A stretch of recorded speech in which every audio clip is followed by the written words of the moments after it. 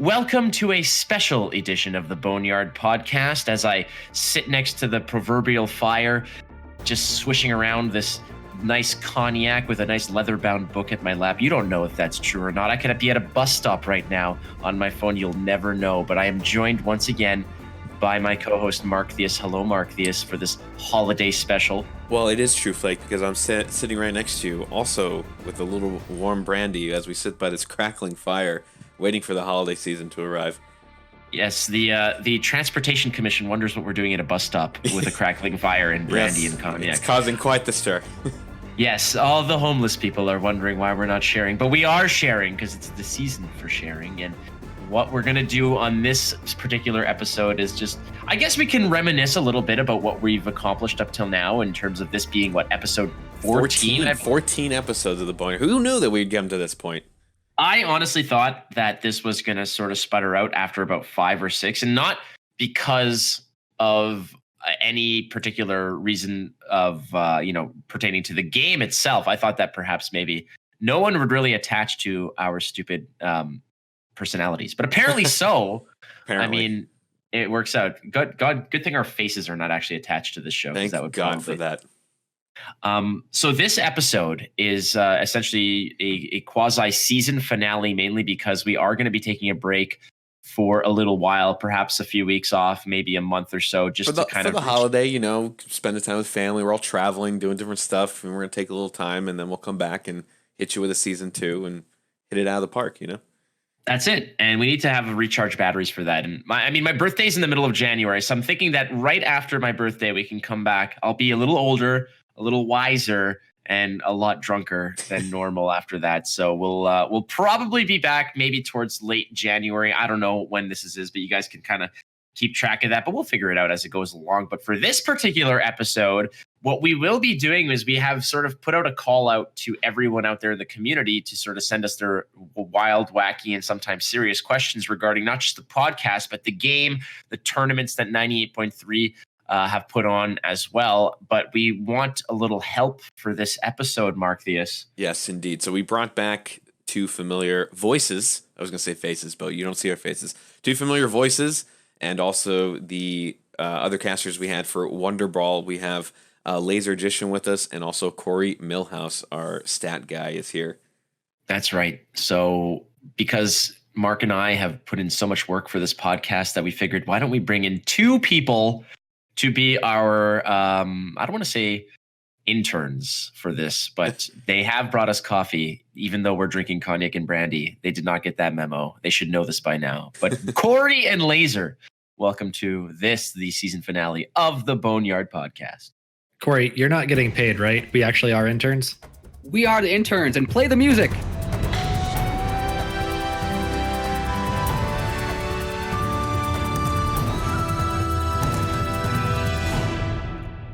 Well, it's a good thing Corey hit that one out of the park because, again, this is the season finale. So I'm totally going to just mail this one in. It's kind of like a Friday afternoon before Christmas for me at the office, wherein I just don't care. The emails are not being read. The phone's not getting answered. So Corey's going to do it all for me as my intern. Good boy, Corey. You did it. You said the thing that makes the stuff happen. But I learned from the best, Flake. I appreciate it. If that, I don't know who you're referring to because clearly that would not be me. But I will say it's Markthius. Markthius, actually. Sure. I'll take it. Yeah, Markthius. Do it. Just take it. It's yours. It's on the table.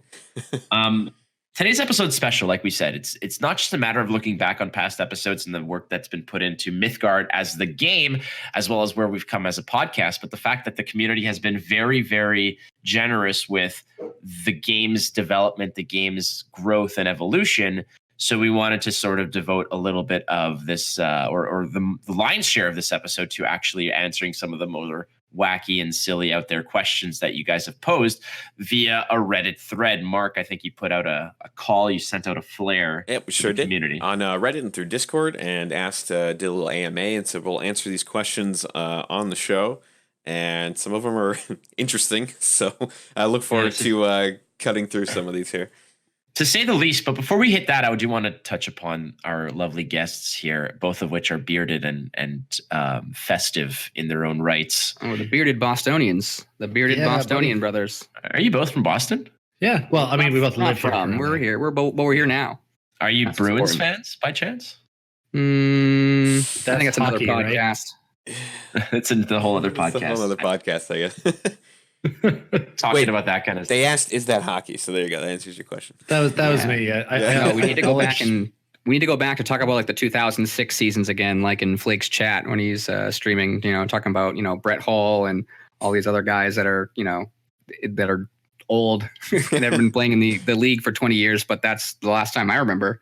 I acknowledge that physical sports exist, but to me, they exist only as an excuse to eat absurd amounts of chicken wings and cheese dip. So That's it. That's exactly what they exist for. So, gentlemen, I mean, and I use this term with extreme caution.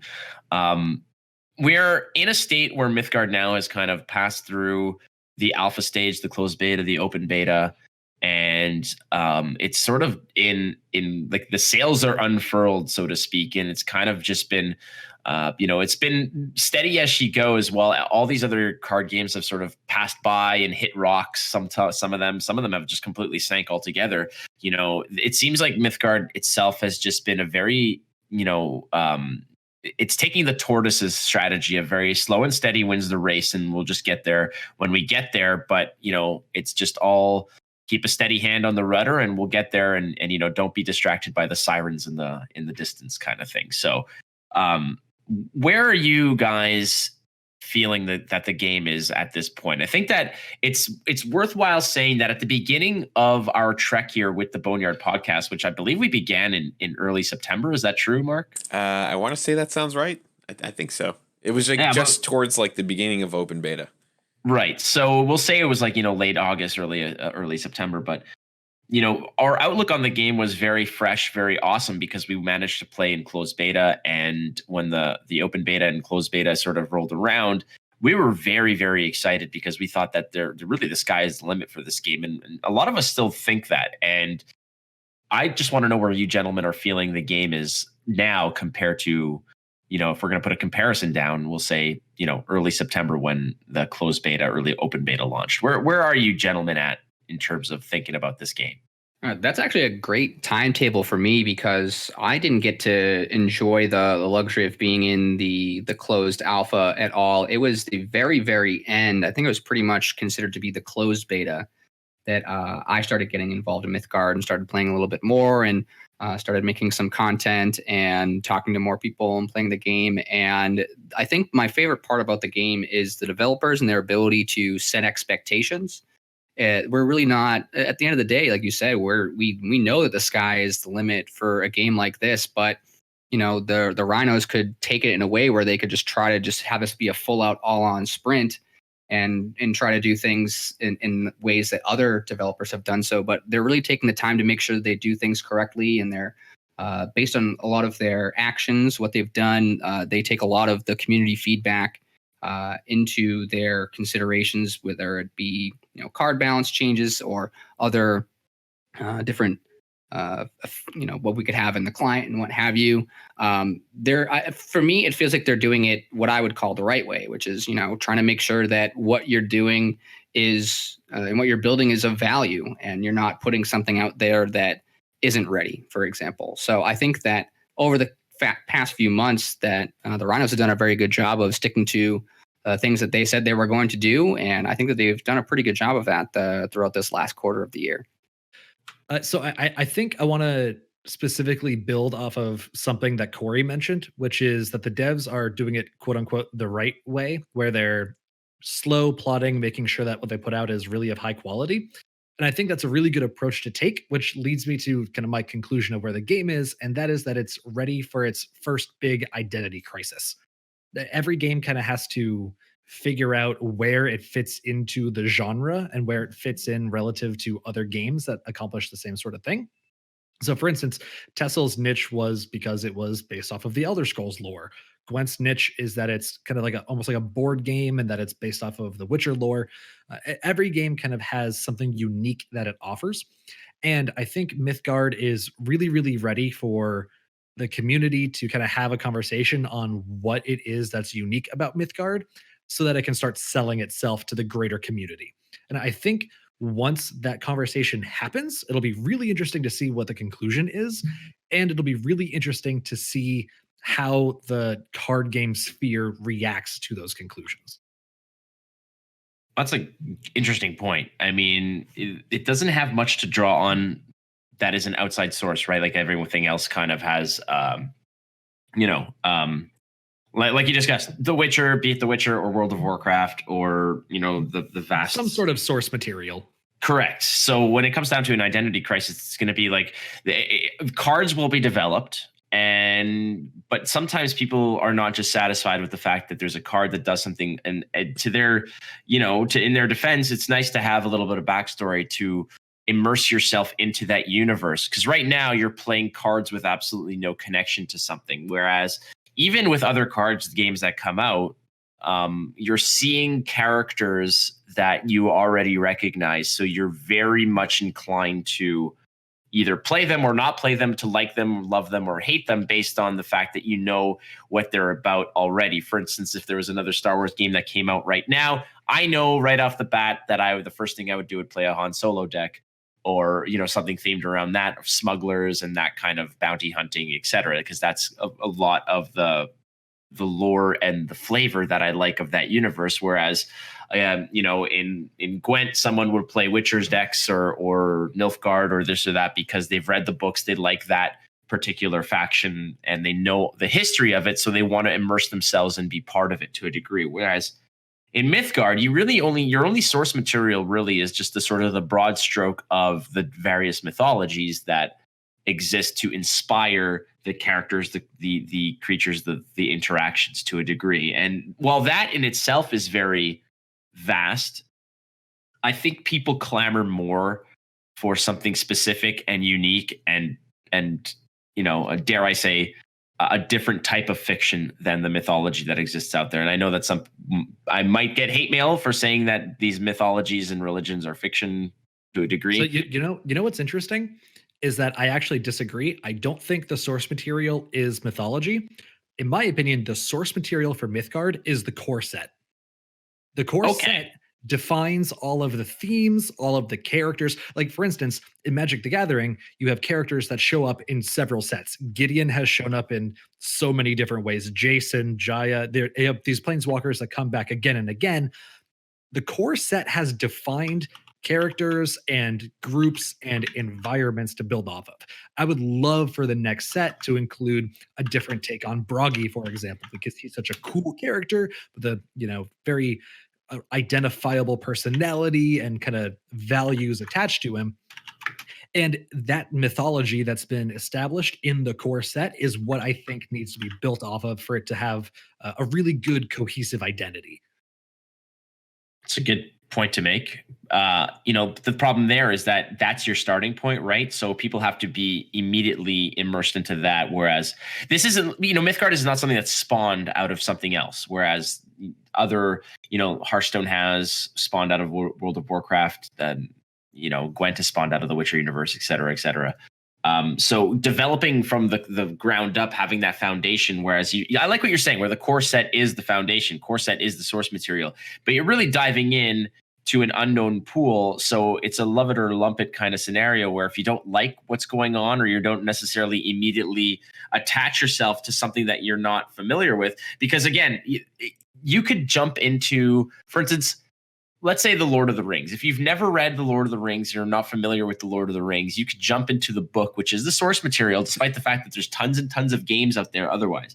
And you could really, really enjoy it and love it and go from there and expand. But there's just these tomes of really well written and vivid text of descriptions and storylines and battles and lore in there to essentially really paint the picture for you.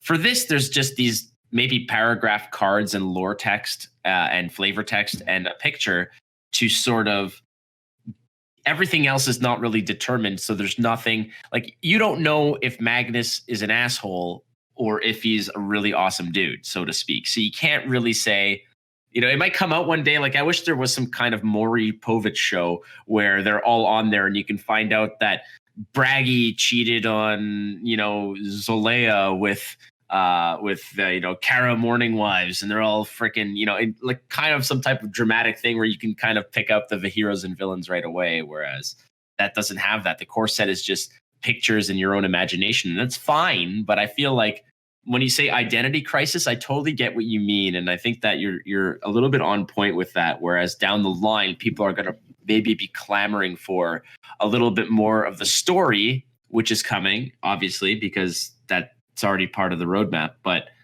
really in depth, they want to go in and have the entire picture, in high def. They want to know what the environment is and what the landscape is of the game that they're playing. I mean, poor Manted Man has been waiting on more lore to make a new Lore Brokers Files video for what, 2 months? Right. And it's not necessarily, it's on the horizon, but that's still the steady as she goes kind of Rhino way of let's just do it at our pace with the tools we have and not overstress everybody and kind of just get it done the right way with what we have. And, that's where they're on the move now. And it's nice to know that the game is still succeeding, and where we're at now is, it's a far cry from where we were, let's say 6 months ago or 3 months ago, even because of work that Mark's put in with 98.3. And the tournament scene is something that is worth talking about, because we discussed it last episode about how esports is going to be a community driven initiative, but we now have 3 really well produced broadcast tournaments under our belts, and I'm very, very happy to be associated with it. And that's why we're all 4 here together to talk about this for the final episode, is because we just came off the heels of Winter Wonder Brawl. And what were your impressions out of the gate for Winter Wonder Brawl? I need a nap. Well, I was very tired.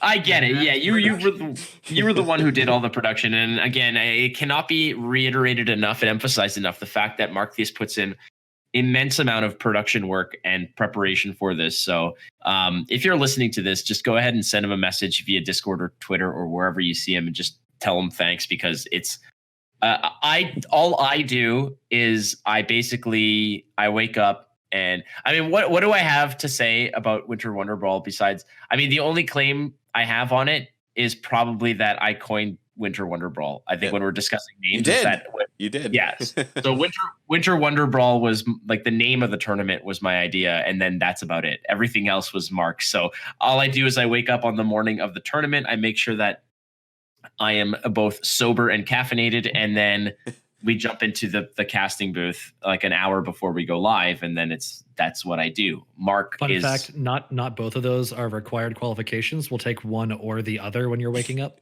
Yes. Yeah, I was going to say, I wasn't told any of this before the cast. He was loading the whole time.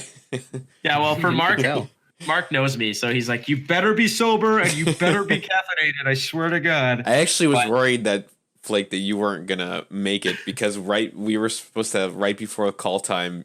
I think you showed up like a minute before we were supposed to all jump in a call. I'm like, okay, I was like pacing a little bit, like, what if he doesn't show up? What do I do? What am I gonna do?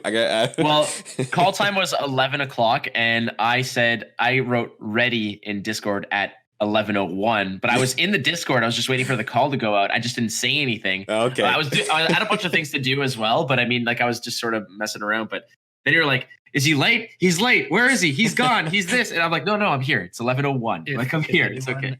If anyone on Reddit had any questions as to how it goes when we're producing the tournaments, this is how it goes. Yes. We just kind of all ramble into microphones, freak out a little bit. And then once we hit live, we're like, okay, and we're professional now.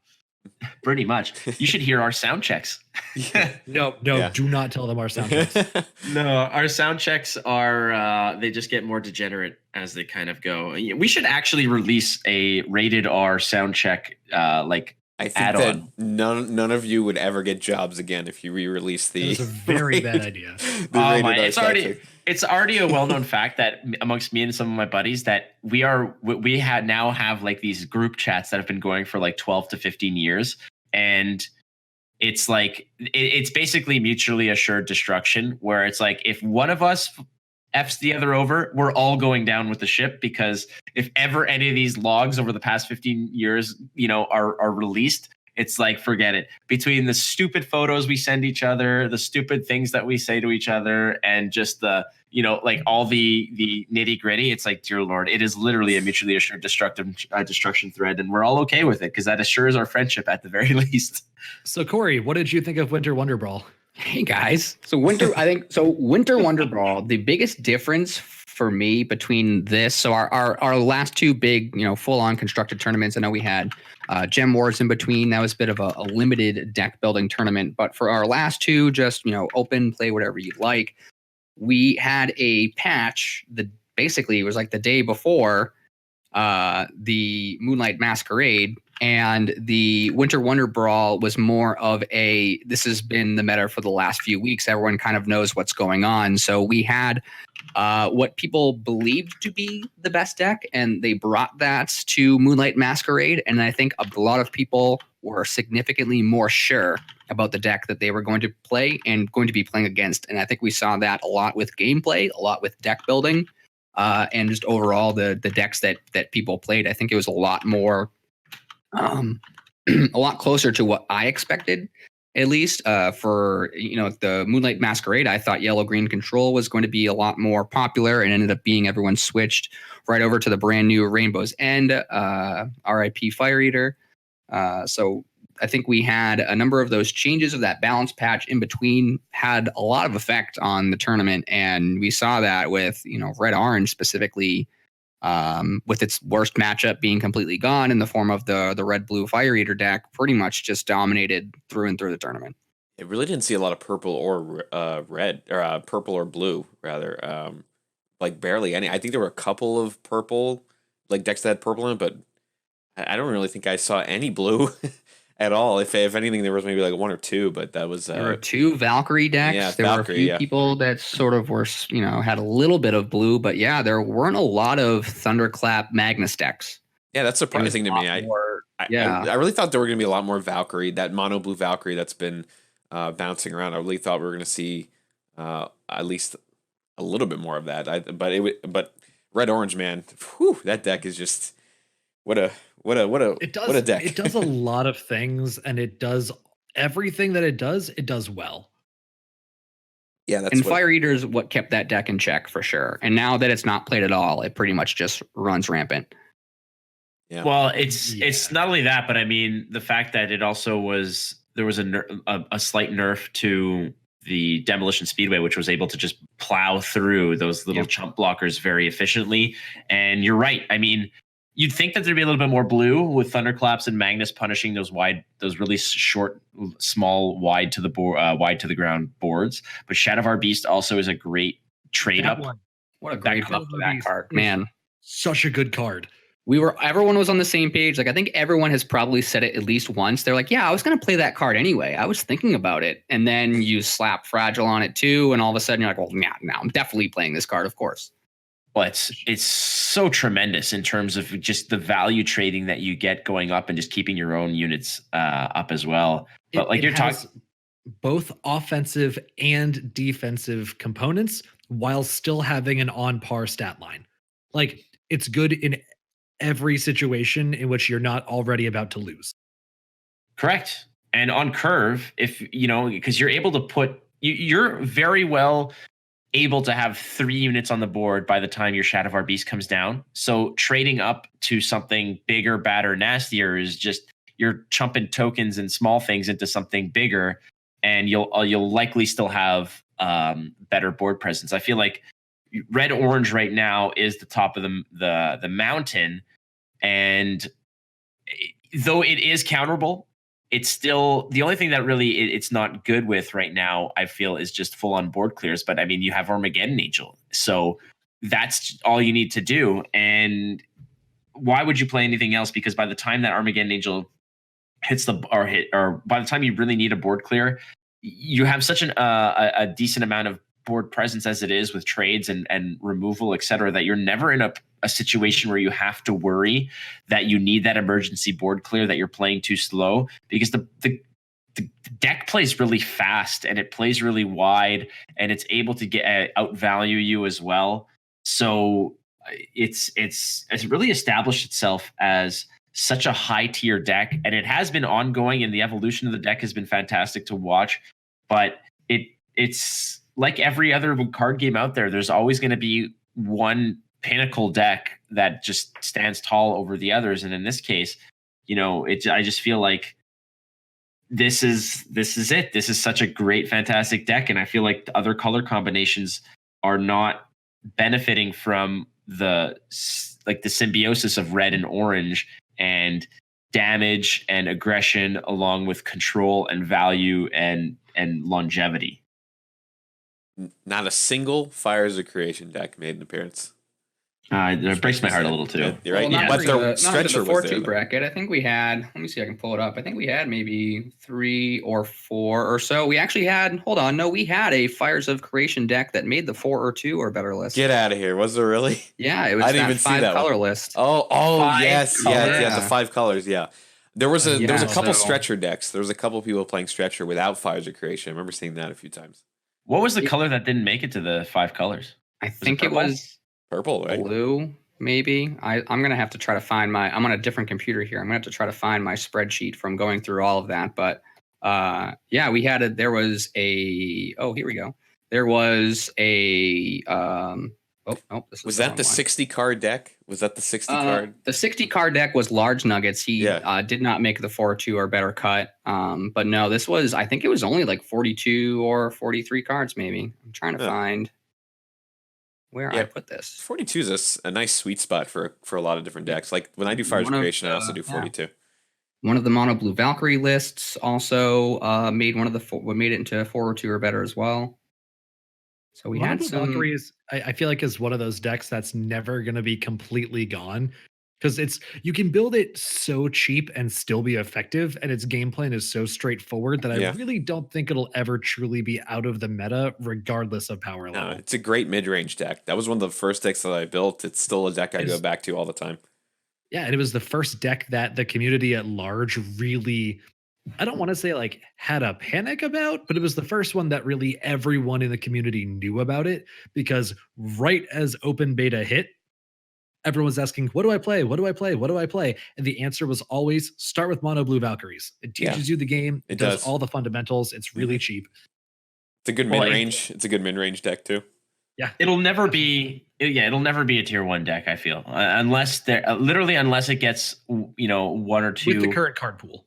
Well, exactly. It needs an expansion to really elevate itself, but I mean it's established itself. Mono Blue Valkyries has established itself as a solid, if it's piloted properly and you can get the curve you need. Unfortunately, I feel like it just gets outvalued by red orange right now for the most part. I put it low tier 2, which is more than enough for ladder purposes. Oh, for sure. You can easily get to mythic or mythic rank with that deck, no problem, with enough understanding of the meta and of the understanding of that deck, and I don't want to say luck, but if you play properly and you'll get there, no problem. I just feel like with the current card pool, I feel like there's no monocolor deck that will ever be a tier 1 deck, because you're always leaving something off the table because of the fact that you're only playing one color. Like it's always going to be that way. I sincerely believe that in order to be a tier 1 top of the mountain deck, you have to have 2 colors and maybe 3 at some point. You never know. And we're still waiting on that. Do you think that monocolor decks will ever be at the top of the pool? I'm sorry. Were you not playing when everyone was freaking out over mono red rush? Yeah. Right. But that was an iteration of Mythgard. I get it. I get that point, but that was a clear imbalance. That was a clear imbalance where that needed addressing, because Red Rush, trust me, I was there. Mark was my therapist for a lot of that period where I was legitimately hitting the bottle hard because of the fact that every single deck I played was trapeze, like it was like Strigoi Pup into Trapezist into Iron Belly into the whole Wings of Abaddon. Yeah, Wings of Abaddon. I still think that deck's pretty good. I still think mono red's pretty still strong. playable. Yeah.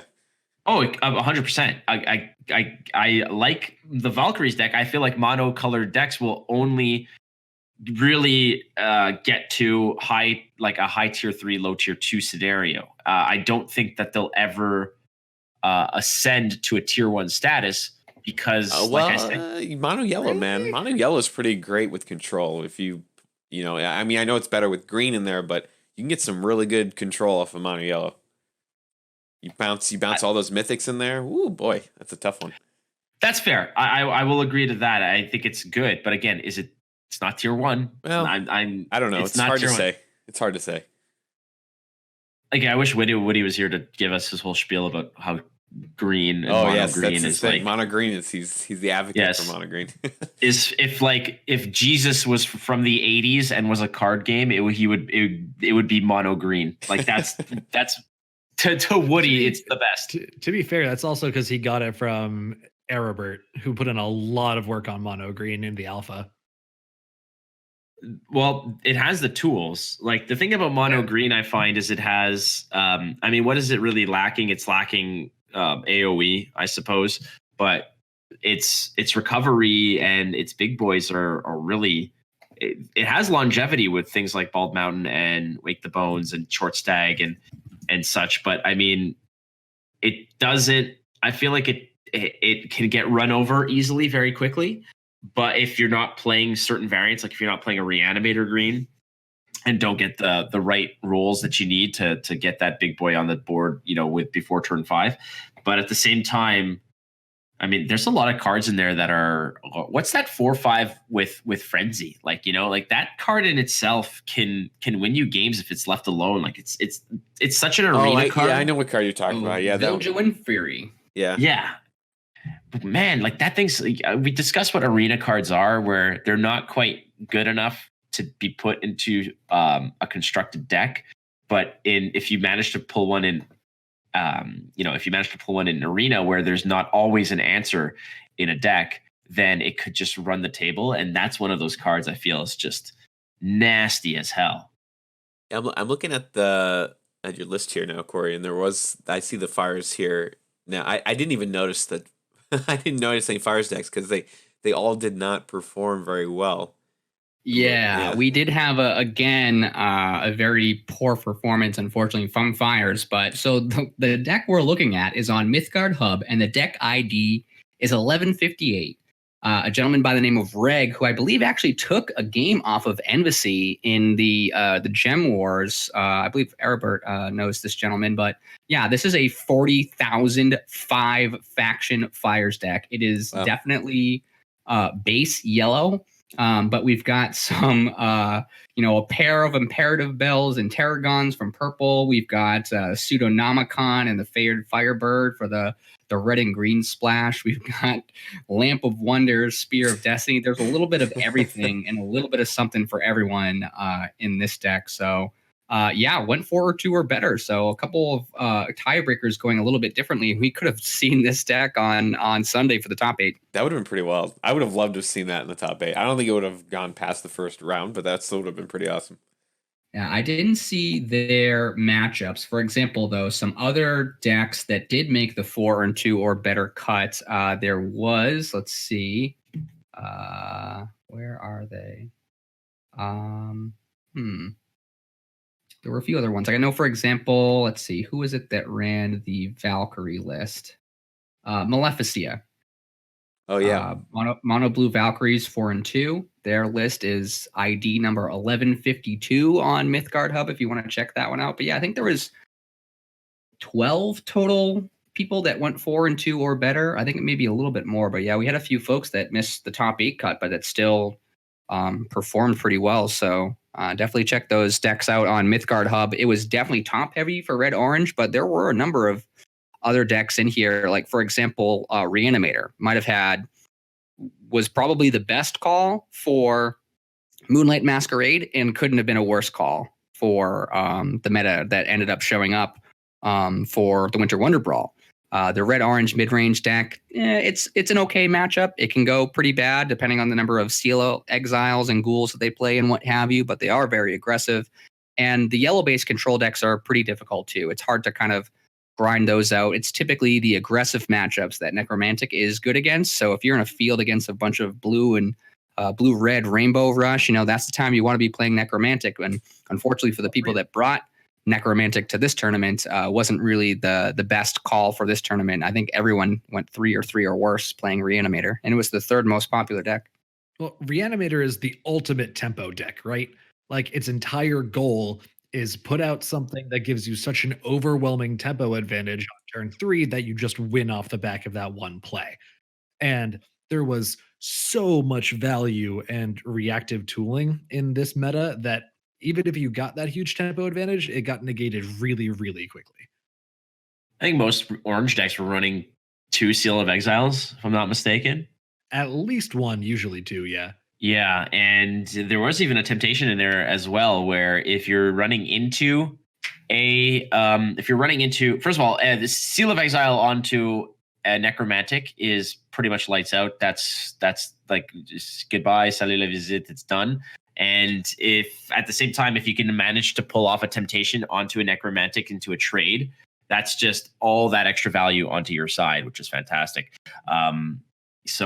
So much going on over there for the we're talking about micro meta and we're talking about ladder meta versus like the micro meta of an actual tournament, and we saw it over there, and you guys really broke it down to say that what was great one tournament was not so great the next tournament, and it's not necessarily because the decks themselves were nerfed to hell. It was just sometimes it's a matter of certain things just bubble up, and what people play and what they assume will be played are completely different. Well, that's what makes a good player a great player, right? The ones who can figure out what people are going to bring and make that counter deck, and those are the ones that end up in the top 8 versus the ones that this is strong on the ladder, but not necessarily strong in a tournament. Both of our finals players as well. Garen played a different deck in the finals of the Moonlight Masquerade versus in the Winter Wonder Brawl, and Kovaris as well. They were 1 and 2 in both tournaments, and they played 2 different decks each time. So both of them showing their range as well, not just the ability to play a singular deck, but also be able to identify which ones are good going into a tournament and prove put out great results both times, pretty much as best as you can ask for out of 2 tournaments. There was one specific thing that I noticed during Wonder Brawl that I want to point out as well, because I just thought this was a really smart. We always talk about what separates a good player from a great player. Was specifically when I was watching during the top 8, several players playing around Wonder Drug. Wonder Drug. They were specifically not attacking in until they had complete lethal on the board, and I thought that was very smart, because not only were they correct that their opponent was holding onto Wonder Drug, but just knowing how many, assuming that there were 2 in their deck and then playing around it, waiting for both of them to be out of the deck before they went in with their full on damage was just really smart. So they kept stopping damage around 10, so that they weren't going to get too close to that Wonder Drug just getting a big advantage.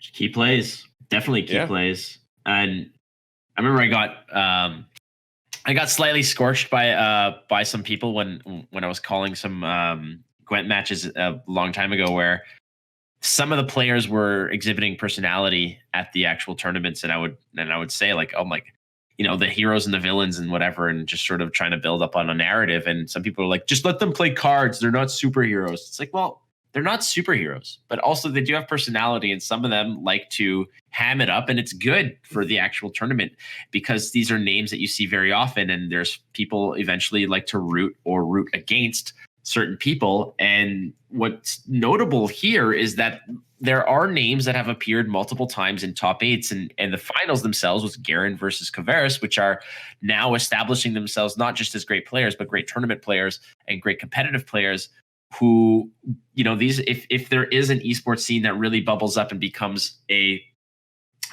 mainstay in Mythgard, something huge, these are names that you're probably going to be looking to win tournaments. And if you're a betting man, these are the names that you're going to be, slamming a 20 down on to say like, you know what, he's going to make it to the finals or not going to make it to the finals. And not to mention, now's the time where these people can start cultivating their own followings based on tournament placements. And maybe, you get that sort of little butterflies in your stomach when you queue into a ranked match and it's Kovaris or it's Garen or it's Cruel Tech or it's whoever else, based on the fact that these are names that you've seen in tournament play over and over and over again. In a game that has such low RNG, obviously there's going to be you're going to have the same type of players show up to the finals. I see this as a really good thing. And some people might say it's dull to see the same names appear, but I mean, they earned it, obviously. But I still think that this is a very, very good thing. Certainly, it gives you the opportunity to be able to say, okay, here's where I am in Mythgard, and now let me watch this match against Garen and Kovaris, and let me see what are some of the things that they're doing that I'm not doing. What are some things that I can pick up? Because I mean, I don't know who you are. Like, even if you're, if you're a Toonstar, you're a Nyrek, you're one of those guys that's at the top anyway. Like, you should still be looking at and seeing what some of these two guys may be doing. So it's helpful for all of us to really grow as a community when you have players that you can certainly know for sure. You can say, hey, Kovaris, Garen, Krultek, all these guys that keep consistently making top 8 to these tournaments and they're high on the ladder. Like, these are people that I can look up to and try to get some information out of. I know Kovaris on Twitter definitely shares his deck list pretty frequently. Likes to give a lot of information out on why he plays those sorts of cards. So just use these sorts of people as a resource. Maybe they're not streaming every single day, but there's replays in the game that you can watch too. You can just jump right online. Let me find Kovaris. Let me add him to my followers list. Let me watch some of his games while he's not online. Right, and just taking the deck and trying to play it like the exact same deck that you saw them play isn't always like, that's a great first step, but then it's about how you play the deck as well. Like I was mentioning the Wonder Drug plays earlier, it's how you play the deck and how, the way they place things on lanes and all that good stuff, that all comes with it. So while yes, you might say, oh, it gets boring to see the same people in top 8 all the time, but there's a reason why the same people always keep making top 8. So learn from that. Don't let your ego get the best of you. I know it's a very popular thing in CCGs. A lot of people think they're better than they might actually be. Don't let your ego get the best of you. Learn from mistakes. Watch people who are better than you are and learn from them so you can be on their same level as well. So I'd love to see more names in there. Yeah, that becomes even more important when you're playing a game with such little variance. Like we play this is a very, very piloting skill dependent game, right? There's not a lot of moments where you're like, well, there wasn't anything I can do there. There's almost always something you could have done differently. So sure. Yeah, very, very important to stay self-reflective in this game. And guess what Garen just signed up for? I just looked at the list.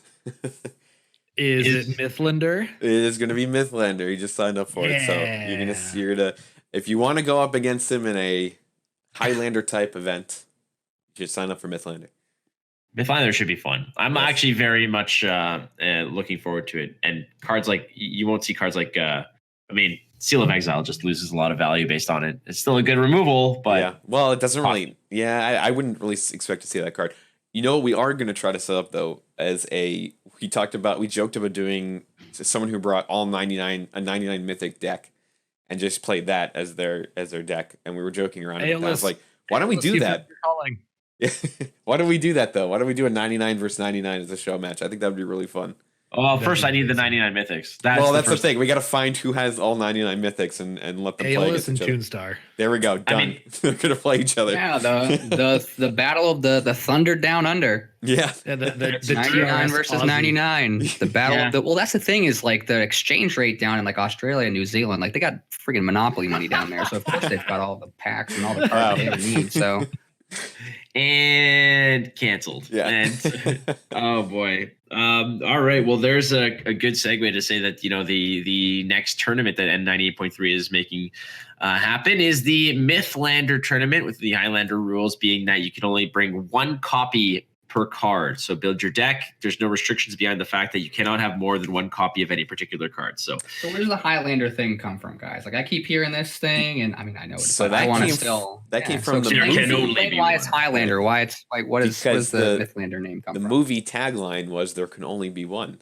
and so that's the idea when you say a Highlander deck. Well, you can only have one of each card, so that's where that I think came from, right? If I'm not mistaken, but. Well, it's because the plot of it was they're like the protagonist and they're a bunch of bad people, and there was like this mystical power that got passed around if you killed the person who held it, because it could only be held by one person at a time. I think there can only be one Highlander. I think it was called the ultimate gift. If you like killed off all the other Highlanders, then you would get the power to. What was it? You get ultimate knowledge and like the ability to slave the human race or something like that. You go Super Saiyan. Yeah. But Wow. I think the Highlander term came from the tagline, "There can only be one." I think that's where that originated. exactly. From. Yeah. I killed all these people and all I got was knowledge. It's like, God, what a waste. Well, you can also enslave the human race. All right. All right. I would have preferred like a espresso work. machine. That sounds like a lot of It responsibility. does. It sounds like a lot of responsibility. It's like, I think I'm just gonna congratulations. I'm just going to play cards instead. I think I'm just going to play one-off cards instead. That sounds better. Well, we can give you all the knowledge or this coupon for Pizza Hut. Now, you know what? I'll just take the pizza. I'll just take the pizza. I'll just take the pizza. All right. So we did say that this was going to be an AMA to a degree. So we do have a bunch of questions from the community who all reached out and said, hey, idiots, we got some super smart questions for you guys, and we want you to answer them. Well, I'm putting the intonation on the voice that's probably not there because I'm reading stuff. But hey, we're going to go through some of these that you guys tossed out, and we can kind of just discuss a little bit of the questions. So why don't we start with the easiest question of life? Again, this is all from Reddit. So Magic Please says, where can I listen? So Mark, why don't you just knock that one out right Well, away? I answered that one actually on Reddit, but Cheater. We did the show was coming out on Thursday, so you can listen to this episode today, which would be a Thursday if you're listening to it right now. And you could find it on the Team Rankstar website, teamrankstar.com. You could also find it on Team Rankstar's YouTube, and you can also find it if you search for the Boneyard podcast in Spotify, Google Play, Apple Podcasts, and also on SoundCloud. So plenty of places to listen. Perfect. All right, here's one. Basant 77 on Reddit says, always wondered how people aren't cheating in tournaments, like watching or listening to a live stream, etc., when they aren't there in person playing. I assume the vast majority of players act honestly, though. So that's a good question. Why or how do you know that people aren't cheating? I guess the very basic question answer to this, which you guys can elaborate on, is the fact that we put a delay on the streams and the broadcasts. Right. And then also during the Swiss, all the deck lists are open as well. So you can verify that your opponent's deck matches the deck that you're seeing. So that's really the only, I really don't know how they would cheat outside of watching a stream or having a different deck list. But those are the main two ways that we avoid cheating. Also, the when you're watching in a live match, like if you're in Mythgard and you're watching a live match, you can't see the cards. So even if you were to try to go around, we have our secret special tournament organizer way that Mark can see both of the cards that we do for the tournament, but that's not something that's open to everyone. If you were to go in and during our finals and watch the Covaris versus Garen match, you would have seen it in real time, but you wouldn't have seen any of the cards that they were drawing or had in their hands. So there was really no advantage to be gained there, but we do try to mitigate that as much as possible. This kind of brings up a little bit of a side note to me, but when there's money on the line, you're certainly going to have people that are way more likely to do something like that, as opposed to a tournament that if nothing is on the line, like if you're just playing just against someone. Like I know, for example, stream sniping, extremely aggravating for someone who is the streamer and does that. But it's one of those things where you kind of have to have a little bit of perspective and understand from someone like this win in this game, this card game Mythgard that couple thousand people play, needs this win so bad that they have to go onto my stream, see what cards that I have to make them feel better enough about themselves for this win. So whenever people have stream sniped me, for example, like I just say, take it. This win means so much more to you than it means to me, that you can just have it. Because if that's the length that you have to go to be able to feel better about your accomplishments or something like that, that person's probably not in the best mental state or personal state or something like that. You can have it. That's just sort of how my kind of take on those sorts of things, of those people that go to those crazy extremes to try to win. If you're doing a tournament for $10,000, it's a little bit different than if it's, just a game on the ladder or something like that. But just something to consider. The other streamers as well, like who stream on the first day, that's outside of the official broadcast, that we tell them to do at your own risk. And then if you're in the top 8, you're not allowed to stream at all, because that's all through our broadcast, which is delayed. So, but yeah, that's very frustrating, and I agree. It happens all the time. I think all of us here who have streamed have been stream sniped at some point, and you kind of just have to. That's just comes with the territory of streaming card games, unfortunately. Ha! Joke's on you. I don't have enough viewers to be worth sniping. Oh, don't say that. Yeah, so there you have it. There's some good insight into that. But there's another question also from the same from Basant again. It says, "What does everyone think that Mythgard currently needs that is not on the roadmap for 2020?" Ooh, that's a really good question. Yeah, there's. I mean, we saw the roadmap right now has, I guess, like story mode patches and a couple and 2 expansion releases. Correct. So this is going to be really ridiculous to say, but more expansions. Like, I don't know how else to properly. There are expansions on the roadmap, so I don't know if I'm like sort of skirting around the actual question, but more expansions, like at least one more content drop of new cards. So that's probably what I'm looking for. That's not on the roadmap. That's my short answer to that. Laser hot take. I disagree, and here's why. I think that when you are still a very small niche game, if you put out too many cards too quickly, it makes the barrier to entry too high for new players who are learning about your game for the first time. Yeah, I And kind of think agree with that. I can agree with that. I think in the first full year of the game being out, because this year it wasn't a full year of the game being available to everybody because we were in closed alpha for so long. The beta was only for the last 5-ish months. I think the first full year really needs to be more accessible than it needs to be full of content. After that, then yeah, I want 3-4 expansions in a year. But the very first year, I'm willing to be a little bit bored with lack of content because it means that it's more accessible for players discovering it for the first time. I would like to see a 2 versus 2 ranked ladder. That's something that I think that we've talked about, and I think that would be really fun to do. So either a 2 versus 2 ranked ladder or a, I think we actually mentioned this already, but an arena ranked. I think we kind of mentioned that already, but one of those 2 things. Yeah. A draft ladder would be really nice. Yep. Because I know a lot of people play draft as their primary game mode, and right now there isn't a lot of incentive to do that. Or a way to do the tournament mode that we use. A way to do that with limited would also be really cool. Ooh, that'd be good. Yeah. How about you, Corey? Yeah, I'd like to see, it was very nice of the Rhinos to throw together that tournament organizer ability for Mark for us to do that. I like to see more things like that too, because, in the future, and especially for this game too, like it's going to be up to the community to organize a lot of the tournaments.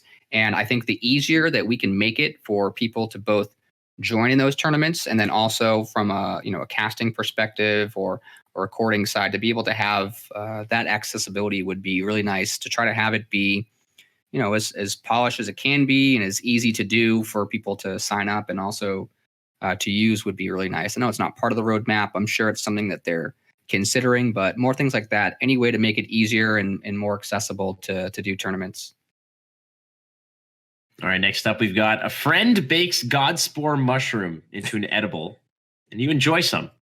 The effects kick in the next day. What changes do you notice when you wake up? Well, let's just assume that these are some type of psychedelic mushrooms. I know that my experience with both Splicing Lab and Godspore mushroom are typically negative, though in the grand scheme of things, it is probably not. The odds are that you'll get a positive effect from it. But knowing me, the effects that I would feel is that I would be -1, fragile, immobile, ephemeral, and what else would I be? Probably, let's see. So you'd be the opposite of Pentacle Flavors. You'd be the negative Pentacle. Exactly. I would be negative Pentacle. I would literally be minus Pentacle. That's what I'd wake up, and that's what would occur to me. I know that's probably not the most impressive answer, but imagine just having if you'd ingested a mushroom, like a Godspore mushroom, and every day you woke up and there was a new buff to your system. Like, eventually it just gets out of hand. Like, after a week where like you're just buffed and massive and like swift and frenzied, like after that, I mean, then you just start fitting through doors and stuff, and it just becomes ridiculous. And then the government gets involved, and the UN wants to shut you down, and then there's offensive moved against you, and then you're noticed by alien races who are just seeing this power emerge in the universe, and then they take notice, and the overseers of the universe are just kind of taking interest in what's going on in this small pale blue dot, and eventually they just snap their fingers and snuff you and listen, it just gets out of hand. So I'm not even gonna just, Are you okay, Flake? Yeah, are you okay? Boy. I may have watched a few movies. So. Okay. I think if Oh, I was ate gonna a say, I God's figured- mushroom, Go. I will go. I would wake up and find that I am now a giant cockroach. And anyone who understands that reference, you're now my best friend. Is that a Kafka reference? That is a Kafka reference. Gotcha. Nailed it. What about you, Mark? I don't even really understand the question, to be honest with you. So Well, the answer is -2, -0 in Frenzy. there you go. That Hey, was there my- we go. That was the Yeah. answer the whole time, you guys. I don't know So what it's you like- guys were looking for. You have the motivation, you just don't have the tools, essentially. Yeah, right. You're just a little bit lazier, but also at the same time, you're ready to go. You're wired. So it's a Sunday. Pretty Yeah, much. yeah. So you took Sounds- the mushrooms sounds on like the- Saturday night. Sounds like my Monday, how I felt Monday after Wonder Brawl. Just face Took a down in the God- mud. Yeah. Yeah, get the immobile minus 2 minus so. Feel ya. After Wonder Brawl was over, I ate this giant bowl of chili because I hadn't eaten all day. And I ate this giant bowl of chili and just passed the hell out. It was That wonderful. sounds delicious. It's glorious. Until you achieved liftoff from the chili effects. Well, that was the next day. All right. What do you feel is the most unique thing when it comes to viewing or hosting a Mythgard tournament versus other card games? I'll let you hit this one first, Mark, because I know that you've put together a few tournaments for a few different games. Yeah, I think the most unique thing about hosting Mythgard ones is definitely having that tournament mode, which is something that a lot of other games don't have. Like other games have spectator mode, but this was pretty unique in the sense that I was able to set up, like you're able to set up matchups on your end in a very specific way, and that is kind of a very unique thing, and it actually makes casting Mythgard for tournaments way easier because, Flake, you and I have done Magic tournaments in the past, and you and I have done Gwent tournaments together in the past, and it's so much more difficult to do those because they're not only is there not spectator mode, but you have to get your players to record the games, and then they have to send you those games, and then if you're doing it all live, that's an even bigger challenge because you have to have it on two different call services like a Skype and a Discord to set it all up, and it's an absolute disaster, and it somehow we were able to do that in the past. I don't know how, by some magic. So Mythgard has made it 100 times easier and takes a giant burden off of us to cast these events. What I like about this, and from my involvement with tournaments, is purely from a broadcasting perspective, is literally the fact that Mythgard often offers such a rich gameplay. It has so much depth, and what I enjoy about it is that it's not a matter of me having to broadcast the game and try to fill air in what is an obvious line of play for the most part, because the games, how they unravel and how they sort of set up, there's so much back and forth, and there's so much recovery potential from both sides of the board that you're always exploring various lines of play to get to the same outcome, which is obviously victory.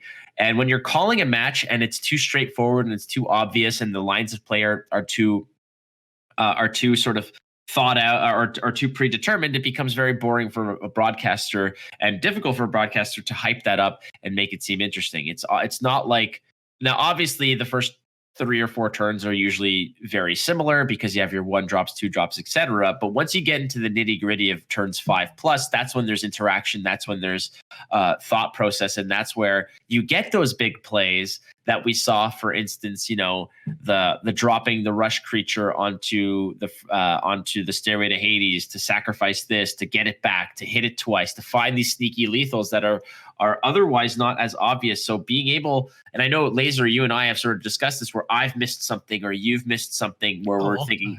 So that's what I really enjoy about Mythgard, is that there's so many very unique lines of play that you can explore when you're broadcasting it that other games don't necessarily have as much depth. Now, other games obviously have various lines of play on each turn, but I feel like Mythgard has so many, has an abundance of them once the game really gets deep. I also think that in terms of gameplay, Mythgard is the most back and forth card game that I've ever seen. A lot of other games, maybe except for Gwent. Gwent can be very swingy and back and forth with responses and attacks as well.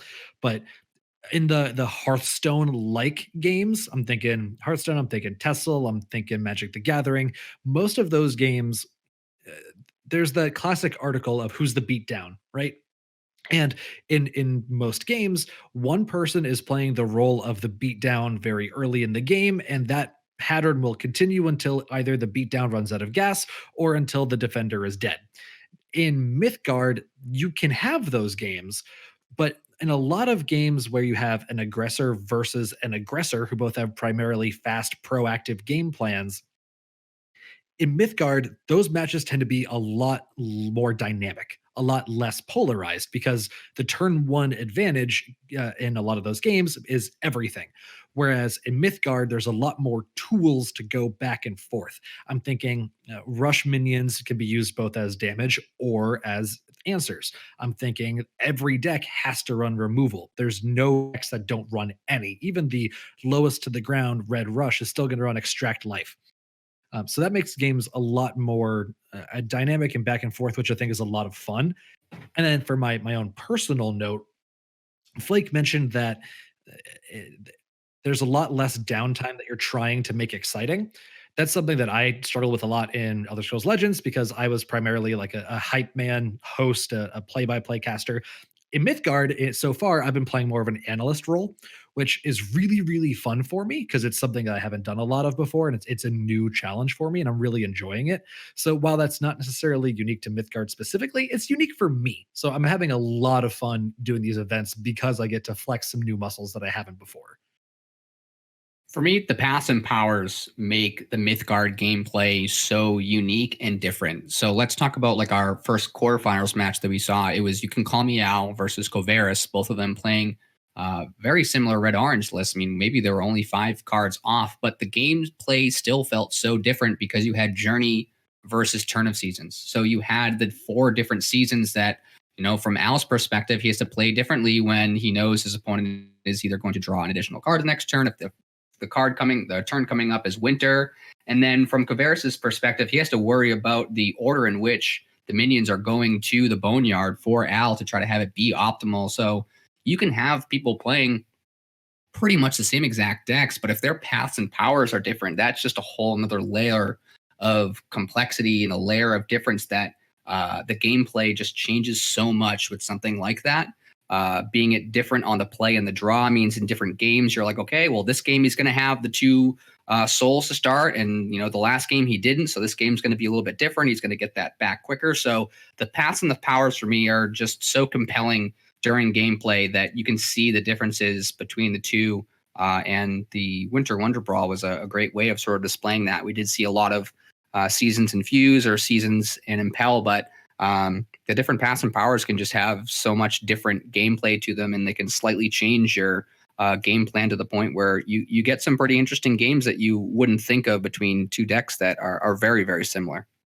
And truly the most unique part of it is the fact that all 4 of us had completely different answers. Oh, yeah. Well, I could have honestly, I could definitely subscribe to all those thoughts and lines of thought. Absolutely.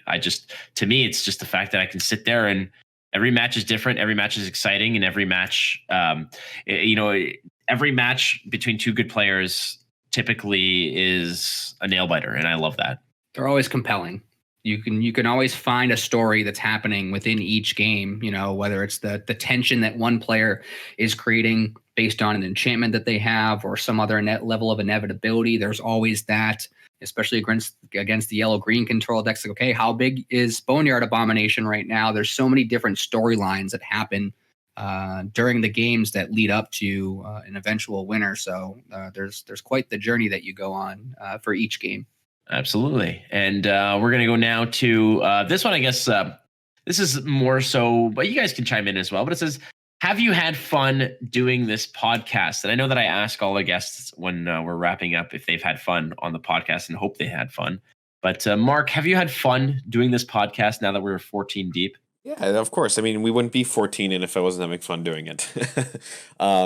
Doing it on a weekly basis it's had its challenges. We have to come up with topics, even if there's not really much going on in the game. And, booking guests is always not as easy as you might think it is. So, it's had its challenges, but overall, of course, it's we wouldn't be doing it if we weren't having fun. That's a good point right there. I would not be doing this. We don't gain anything financially from doing this. We don't gain anything. We don't get anything from Rhino for doing this. We are not on their payroll. We don't get any kickbacks from them. Nothing like that. We do this purely from the fact that this is something that we absolutely enjoy investing our time and passion into. And the fact that you guys enjoy it too is immense. Mark and I have been doing work together for almost 3 years now on various degrees. And I think we could both agree that this is something that we're very proud of and very happy to wake up for and actually put together now. Are all, every single episode, are we always on our A game? Not all the time. Every day kind of poses its own challenges. And like Mark said, sometimes you just have a bad week of either news content or guest cancellations or this or that. And it happens. But again, we do this because we love it. And the fact that you guys enjoy it too makes this so much better for all of us. So again, I will use this opportunity to thank you guys who are listening for in fact listening and contributing the ways that you do, and for cheering us on. And that's what we love to hear. But for you two clowns, you guys have been on the podcast, I believe, once each already prior to this. So how do you guys feel about being on this and your thoughts about it? And this is not me just fishing for compliments or anything. I'm just curious to know your thoughts about this podcast. I'll pass. Fair. No, it's good. It's fun. It's always fun getting to talk about something you care about, right? Like, you can always, whenever you're having a conversation with somebody, a conversation is always going to be made listenable and engageable if the person you're talking to really truly cares about the subject matter. And I think that one of the reasons being on this podcast is so much fun is that this is something we're all invested in through our own choice. No one's making us do this. This isn't an obligation by any means. This is just a couple people who enjoy something getting together and talking about the thing they enjoy, which is it's a blast. Yeah, unfortunately, I don't know the three of you very well. I can't say we're all best friends or anything, but this is almost like the family reunion kind of thing where, we're all here and we all know we're passionate, and it's one of those things that we're kind of just immediately connected by. It's like, hey, we kind of just know right off the bat we're family, so we just have that, we kind of just can just kick things right off with being like, hey, we're all pretty much the same. We have the same sort of ideas. We're passionate about this game and content, and I think all four of us are here because we want other people to have as much fun with this game as we're having. So we try our best to be able to deliver that message to people. But yeah, at the end of the day, that's the thing is, I can jump on a call with the three of you guys and can have a great time without, we're all different places. I get technically, the Laser and I are about a hop, skip, and a jumping away, but we've got Flake is way up north and Mark is way down south. And, you hear it a lot, but these kinds of games, it's just, this is how people connect in this day and age. I consider myself lucky to have been on twice. These are a lot of fun, and I always love talking to people from the community and to the community and sharing things that I've learned over time. Oh, that's good to hear. And I appreciate it. And again, I appreciate everybody who contributes to this via Reddit, which is what we're doing now as well. And we'll move on to the next one. Let's see. Let's scroll through here. Here's one. Here we go. Any big takeaways from Wonder Brawl? Now, we did kind of touch upon the tournament scene, but Emerald Flare says, any big takeaways from Wonder Brawl, and what kind of decks are we going to see at the Highlander tournament? So I'll just jump in real quick. My first takeaways, my biggest takeaways is something we touched upon already, which is, and I'll be very brief, is literally the fact that the top 8 were recognizable names and the top 2 finalists were the last top 2 finalists. That's the biggest takeaway for me, is that the best players continue to establish themselves as the best players in an evolving meta. And that's important. Also, what will we see in Highlander tournaments? We are going to see very expensive decks. So make of that what you will. I'll say that the biggest takeaway was seeing Kovaris and Garen play each other again, which was fantastic. And I was actually thinking during the semifinals, watching that Garen made it to watching the quarters. I guess Garen making it to the finals again, and then watching Kovaris just keep trucking along. I was like, oh my god, we're gonna get the same matchup from Masquerade. That's crazy. And it ended up happening, and it was really nice to see both stand-up players and very sportsmanlike, and it was just nice to see them go at it again. And I guess we kind of ruined it. Did we spoil it already about who won? But anyway, go check that out on YouTube if you want to find out the finals. I think that we're going to see, like Flake said, expensive decks, but what I think we're going to see in Highlander is this is a great opportunity to actually break out your Fires of Creation and dust off some artifacts, because you could probably pop in a lot of one-off artifacts with multiple colors here and probably still do pretty well. Consider the fact that you're also going up against other cards that are also limited. I think artifacts might actually do pretty well in Highlander. I think I'll go next. My takeaway from the tournament is that there is still a lot of room for highly skilled deck builders. There are a couple in the game already who focus more on deck building than they do on piloting, because there's different types of skills in card games, right? You can be a deck builder, you can be a piloter, you can be someone who focuses on refining archetypes once the archetype is kind of brought up and developed a little bit. And I think right now we have an what's the word? What's the phrase? Like an over reporting, basically, of skilled pilots and an under reporting of skilled deck builders. For instance, the deck Garen was playing, that's something Toonstar has been playing for a little while now, one that he's been touting as a very powerful deck for the last couple months. And the rest of it was yellow-green control, which we've seen before, and red-orange mid-range, which everyone knew was good. And don't get me wrong, if you want to play tournaments, you should play the best deck. You should play the best deck that you are the most comfortable on. But I think such a polarized tournament indicates to me that there is still a lot of room for new decks to be found, a lot of cards that are under experimented, and a lot of promise on the future for people who focus on deck building. And my prediction for the Mythlander tournament, we're going to see a lot of Gem Cutter Spider. It's the card that gets more powerful the more gems you have on your bar. Yes. I think we're going to see a whole lot of multicolor decks that'd be make great. really, really good use of Gem Cutter Spider. That would be fantastic to see that. I know, right? Corey, I'm handing the talking stick to you. My biggest takeaway from the Winter Wonder Brawl is that Daring Trapezist desperately needs to be a 2-1 instead of a 2-2. I think that Daring Trapezist is probably, at least for me right now, is the most important card in Mythgard, because it is holding back a number of other cards, and it is also just the fact that a 2-2 rusher for 2 can make a value trade and live. For you Tessel players out there, I'm very much putting this akin to Werebat, the times when you would get a Werebat off of a rune and it would make a trade into a creature and you would still get to keep the 1 toughness after all. Like, it is a very, very potent card. You put it on an enchantment, it's going to kill your opponent. You put it on turn 2, it's going to at least trade most of the times with other 2-drops, but it's going to trade favorably into pretty much every single 1-drop that's not Eager Recruit that people are playing. Like, you can't play, if you are playing a 1-2 for 1 in Mythgard right now, it is going to die to a Daring Trapezist, and the Trapezist is going to stay on the board for at least another turn. And that's so much value for that early in the game to be put back that quickly.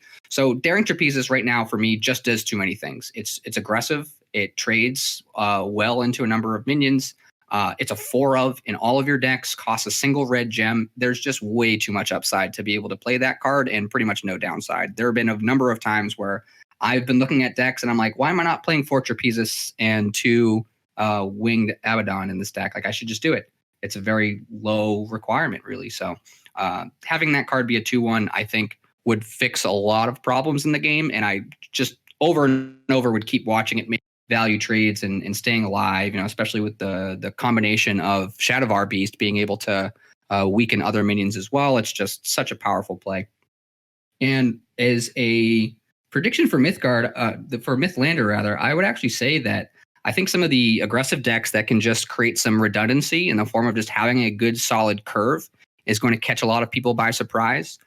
Just get in there, just get a bunch of 2/3s for 2 in your deck, get a bunch of 3/3s or 3/4, whatever you can fit in there. Just have a good solid curve of redundancy, and I think that a lot of those decks will be pretty consistent for a Highlander deck and might run over a lot of these decks that have some clunky curves. It makes me so sad that your lukewarm take is probably right. I go for correctness. I'm not going for the hot takes. I mean, the hot takes are. I mean, that's when I say Blue Yellow Fires would have won the tournament if I played it.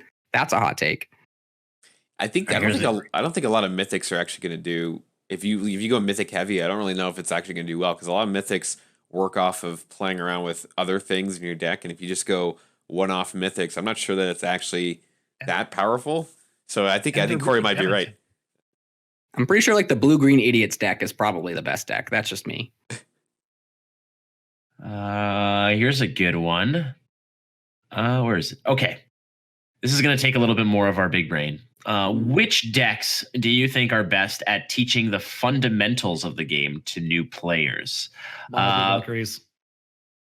Okay. I mean, that's a really that's not bad because it does. I like that answer because Mono Blue Valkyries does sort of touch upon a lot of the various keywords such as Swift, such as Overrun, such as Rush. They touch all of those main components and elements. You're missing out on things like armor and whatnot, but I think that's a good answer. Mono Blue Valkyries is very good, whereas other simple decks typically usually just put all their eggs in one basket, like Rush or Overrun or let's say armor, etc. I think that's a very, very good answer. And once again, we're kind of wheeling around back to the fact that Mono Blue Valkyries is just one of those steadfast decks that can really represent the game very well. So another deck that certainly benefited from the Fire Eater change. Yeah, that's very true. You're just so upset about that, aren't you? I mean, it was correct to do so. That card was bananas, and I had been telling everybody that since I started playing the game, and it didn't come out till too much later that people started playing it. It had a 58% win rate on the ladder or something like that. The card was bananas, and now it's not good. So it is a little sad, but at the same time, I feel the same about Fire Eater that I do with Daring Trapezist, that it was kind of just keeping too many things back for how good it was. I'm gonna have an unpopular take here on to answer this question because he did follow up by saying they didn't mean introducing things like learning keywords, but rather honing skills of lane placement, balancing tempo and value, knowing which card to burn, and those type of fundamental skills. So I'm gonna go ahead and go with my favorite here and say Fires of Creation, and this is why. Fires of Creation is a really good way to learn about what cards to keep in your hand, what cards you need to burn to come back later, and burning, especially when you're burning. Oh gosh, I'm forgetting the name now. When you're burning your what did they create? The Forgelings. Thank you. When you're burning your Forgelings that give you that don't actually give you a gem, but it does give you more mana. So all those things put together is a really good way to kind of learn those kind of skill fundamentals, but also when to play the cards, when to play your Forgelings to put an artifact at the top of your deck, where to place them so it's a good block so they get the best value out of it. It's a really good deck that has all these different tools at your disposal to really teach you proper way to burn, proper placement, all that great stuff. I actually really like that answer, Mark. That's an interesting one. Yeah. That's a stupid answer. No, I'm just kidding. That's a great answer. That's a very good answer. I think we're running low on some of the cards in which, or some of the questions in which have, so let's get a silly one. Let's get a silly one before we. All right, here's a silly one. Who would you rather go drinking with, Lord Valentine or Leshy Green? Now, I think it's going to be Lord Valentine because the guy looks like he's well dressed. He's obviously got an entourage. He's going to be guest list +5 every time. So if you can get into that inner circle, you're definitely in. The dude is probably going to steal your girl, but it doesn't matter because you'll be probably sitting in the VIP, drinks coming your way. So if you just kind of wait till the lights come on, you'll be able to sort of take something home with you at the end of the day. But Lord Valentine over Leshy Green, 100%. Oh, Flake, of course you got this one wrong. It's Leshy Green for sure. Leshy Green brings the party, obviously. Right? He's bigger for all the people that are there anyway. He's such a ham that I can imagine he would throw, quite the party as well. So, and Lord Valentine, he's an uppity, very, there's a lord and stuff like that. No, Leshy Green's one of the boys. He's just a regular old guy like us. It depends on what you want out of the night, right? If you're looking for some ritzy, high fashion, like night you're going to remember for the rest of your life, Lord Valentine knows how to make it happen. However, if it's a Friday night and you just want to go to the goddamn Cheers bar, have a beer and watch the Bruins, then you're bringing Leshy Green. Norm. Yeah, I was actually going to say that too. Leshy's the guy you go to the dive bar, and that seems a little bit more appealing than. Also, Lord might try to, drink your blood at the end of the night. So there's always that. Well, and if not, he's going to make you drink someone else's blood. Yeah, he's going to. Yeah, he looks like someone that's going to push you to do things you weren't comfortable with. We do not kink shame on this show. We do not shame on this show. I don't know.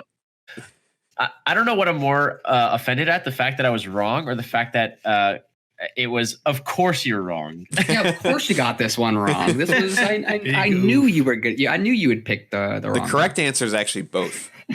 Both. Well, yeah, I suppose. I guess if you could kind of bring both worlds together, you'd have a great time. But all right, any other characters not listed that you'd go drinking with? That's a Braggy. good. That's a Braggy. Yeah. Why would it not be your Braggy? Allfather's horn full of mead, throw down in a mosh pit. That's the night that I'm here for. Oh my god, it has to be Braggy because Braggy's bringing like the most ridiculous, thunderous kind of godly cocaine to the party. Not that I am absolutely not condoning that. I'm just saying that there's going to be some funky stuff going on. Somebody's going to be going through a glass window at some point, and the beds are brought the god for spore mushrooms. Yeah, and the beds are going to be lit on fire. The hotel's going to be completely wasted by the end of it. I would say Braggy's probably the best one at the end of the day, but also worth noting. How many mouths does Sapo have? So if you're going drink for drink with Sapo, I mean, his wrists, his knees, his elbows, everything could drink if you're Sapo. But Braggy's probably the right answer there. But I mean, we were given the option of Lord Valentine or Leshy Green. I would have said Steam Bun. He's a party crasher. Hey. I guess. Don't care where the party is. We're coming. Opens the portal. Is that a Korean barbecue? And then starts throwing beers around. And all the party animals start showing up. Yeah, get in here. Let's go. Let's get out. Come on. Here's another one. How many minotaurs does it take to screw in a light bulb? I don't know. Well, you could put 3 in your deck, so let's go with 3. I suppose you can put 4 in your deck. Well, you can put 4 in your deck. Yes, so we'll say 4. I know how many minotaurs. Is he a bronze? Is he a bronze? It might be 3. Pretty sure he's a silver. So he's common, but I'm trying to think of, it might be actually, you may only need 3 minotaurs for this actually. Right. I'm trying to do the math real quick, but I don't have paper. I guess it depends on how high the ceiling is, because if it's a low ceiling, then you just need 1. But if it's like a high ceiling to stack on top of each other, it's a whole different story. We may need some more information for this one. Yeah, this is going to be a season 2 question, I think. We'll figure it out. But I lean towards 3, like Mark said, though, first. That's, I like it. All right. Oh, wait, I'm thinking of the wrong card. That's why I said 3. I was thinking of the wrong card. I was thinking of the other Minotaur. You're thinking Magmatar? Yeah, that's what I was thinking of, yes. Whoops. But Magmatar is a 2 of. Plus, he's going to burn the whole place down, so it doesn't really matter. You don't need this light bulb if the entire thing is engulfed in flames. Mark, as long as you can take care of the back end of these shows, you can have as many of whatever. Yeah, that's true. All right. Can I find one more before we're out of here? I don't think so. Oh, here we go. I got one last question before we go. And the question is this the end of the Boneyard? Not at all. We've addressed this question in Reddit.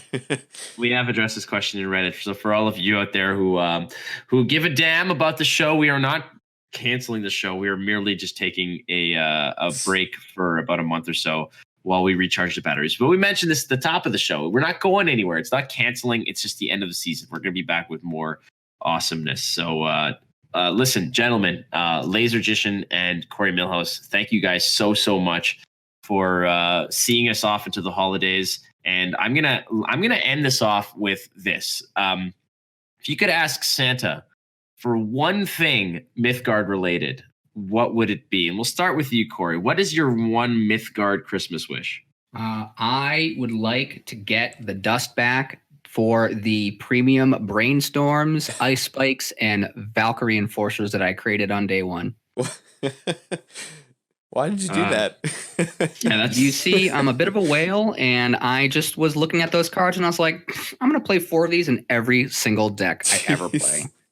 And Well, do you- of course do you you're realize wrong. That wasn't the case. That wasn't the case, right? Yeah. So, yeah, I made a little bit Like, I of a want to acknowledge whoopsies. that joke. That was great.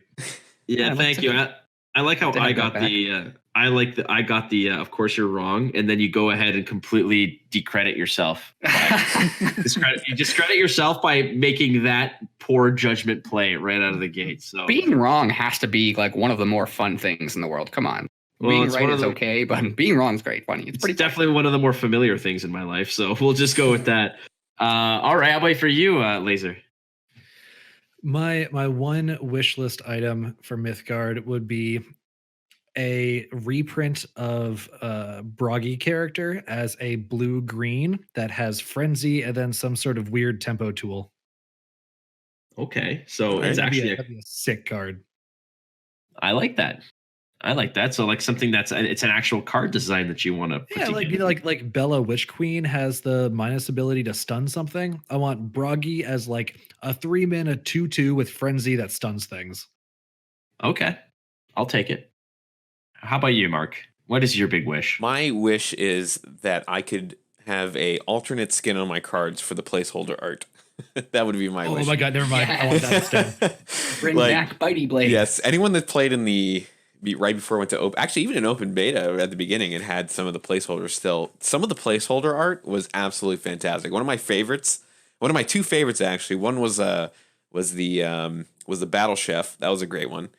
And I also enjoy, what was the card that was it was the Crocs. It was an orange card. I can't remember which one the Crocs was on, but that was a great art too.